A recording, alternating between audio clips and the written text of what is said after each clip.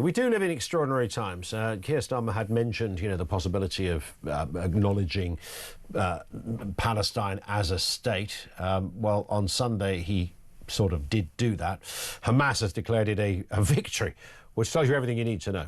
Keir Starmer was accused of handing a prize of terrorism by recognising a future Palestinian state. The Prime Minister said the UK would officially support the creation of a Palestinian state to revive the hopes of peace in the Middle East. Let's have a listen to what he said.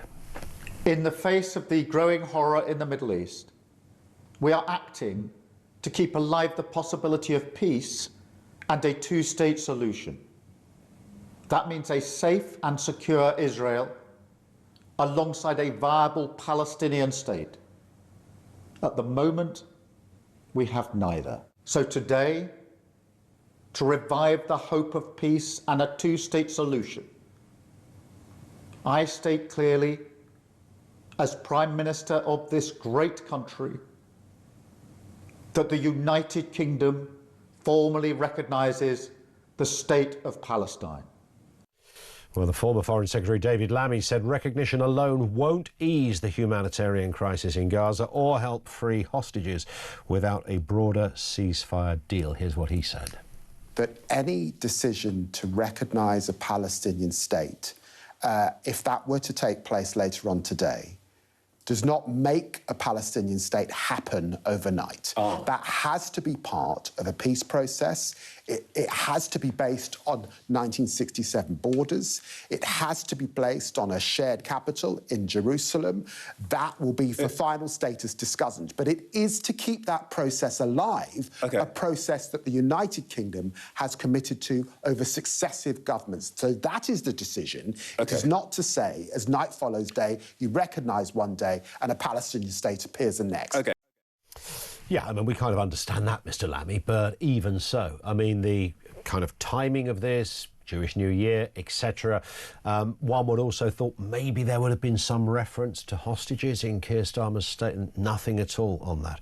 What is going on? Let's speak with former Israeli government spokesman Eylon Levy. Eylon, good afternoon to you. I mean, Hi, Ian. For what it's worth, I'm sure you're aware of this, there's a lot of people in deep shock in this country that our government have gone there. But what do you make of it? As a former government spokesman, as an Israeli, as a Jew, what is your response to this? Well, I'll answer you as a British expat. Today, the Palestinians raised their flag outside their new embassy in London, but the British flag should be flying at half-mast all the way down Whitehall, and that's because the British government has brought shame and dishonour on the country. Hamas is praising this decision as a victory. You understand what that means? The terrorist jihadi organisation that launched this war is welcoming the British government's decision and says it's a victory. And it can't say it wasn't warned because they already said that recognition is one of the fruits of the October 7th massacre. This is rewarding them for their decision to launch this war. It's vindicating their decision to launch this war. It's encouraging them to keep holding on to those hostages, and it is encouraging it to perpetrate more barbaric atrocities. This isn't going to bring peace closer, and we all want peace. It's sabotaged any hope of a ceasefire that will see Hamas free the hostages and lay down arms, and it's pushed away the hope of peace. Because what reason does Hamas have to free the hostages now and to lay down its arms when Keir Starmer has just given it a reward for waging this war and is making it even more popular? I'm guessing, Eylon, I don't know what the heck goes on in the mind of Keir Starmer. Frankly, I never have done on anything, but that's a whole other story. But on this specific area, he would say, look, this is about the future. We're not recognising it now, so nobody need panic. We're not acknowledging Hamas as legit. We're simply saying that going forward, if things can be settled, two-state solution, whatever, then we will recognise it. How does that wash with you at all? But that isn't what Keir Starmer has said. Britain has now officially recognised a state of Palestine, even though David Lammy said it doesn't exist. They've recognised a state they want to bring into existence, which maybe should as a result of peace talks, but it doesn't exist. What this does is vindicate Hamas's decision to launch this war. It won't save Labour at the polls, it won't do anything for Keir Starmer at the polls, but it will give Hamas a big poll boost, because it will mean that the decision to launch this brutal war and hold hostages will have been vindicated. And so it's only sabotaging any hope of a ceasefire. And I think it's shameful. You know, I remember just a few days after Hamas invaded and massacred Israeli families in their homes, the British Parliament lit up in the colours of the Israeli flag. And it was an incredibly moving statement of solidarity when Britain understood that the jihadi psychopaths who launched this war had to be removed from power and the hostages had to come home. And it's really shameful to see Britain folding now, whether under domestic political pressure or trying to scrape a few more votes off the bottom of a barrel, and trying to force Israel to end the war with Hamas still in power and the hostages still trapped in Gaza. By the way, the hostages' families wrote to Keir Starmer just before the recognition. They said, please don't do this. You're going to seriously complicate the ransom talks to get them out. And he clearly threw that piece of paper in the bin. Even if he'd said, look, if all the hostages are released, we might consider X, Y, and Z. I'm not suggesting that would have necessarily been a good thing either, but had he said that, there were an obvious caveat of consideration and the urgency around this, you know, we would be sitting here perhaps having a different conversation, but there was no reference to hostages.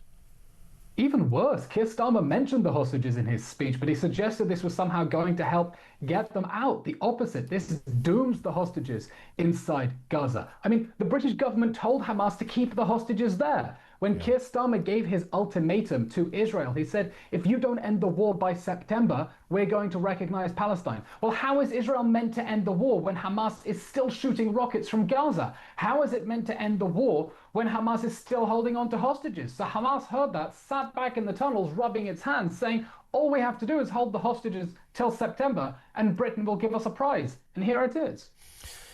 It's interesting, isn't it? Because I look at this decision and you scratch your head and you wonder what the thought process is. Was it just political? Mr. Starmer and others will say, well, you know, there's 120, 30, 40, whatever it is, other countries that have taken this decision. What marks this out as any different? What is your reaction to the wider community on this, Eylon, who have clearly reached a similar decision as Starmer? Look, Britain has a degree of serious moral authority, and that's because Britain is an Israeli ally. It's not like Ireland. No one here really cares what the Irish have to say because they've been implacably hostile since forever. But Britain is an Israeli ally. And when this war began, Britain stood by Israel's side and said, we back you. You have to bring down Hamas and you have to bring back the hostages. Unfortunately, we've seen a vicious information war being waged against Israel, accusing it of everything under the sun. Famine, starvation, genocide, literally everything, all to try to force it to end this war with Hamas still in power. And it's disheartening, therefore, to see Britain, which had held firm until now, succumb to that misinformation, succumb to that pressure, succumb, frankly, to the desire to win more of the Muslim vote in the UK when it sees that most of the political map's been coloured turquoise for the next election, and throw an ally under a bus.